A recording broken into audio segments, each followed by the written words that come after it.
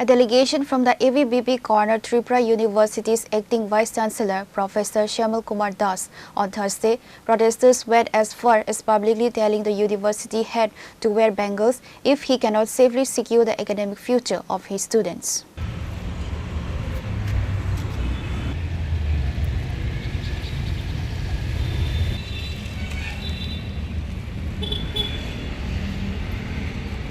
The massive uproar follows the recent publication of the 4th and 6th semester examination results across various degree colleges affiliated with Tripura University.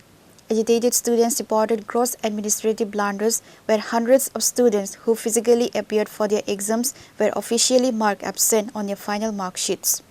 An unusually high volume of students were slapped with back papers across multiple subjects despite strong performances. Seeking immediate resolution for the affected students, an ABVP delegation led by State Secretary Ravi Shankar Halder confronted the Vice-Chancellor on campus today.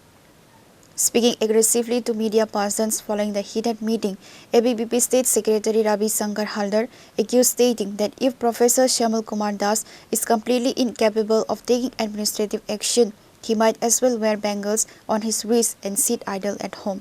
এবং যখন আমরা VC মহোদয়ের সাথে কথা বলি তখন উনি ছাত্রছাত্রীদের যে সমস্যা সেই সমস্যাকে না জানার আগেই উনি বলছেন যে ওনাকে আমরা দহন করছি। উনি ছাত্রছাত্রীদের এই বিষয়গুলিকে সমাধান না করার ব্যাপারে কথা বলে উনি বলছেন ওনাকে আমরা ফেমাস করছি। এটা কি একজন ভিসির কর্তব্য? এটা একজন ভিসি মুখ থেকে বলতে পারে?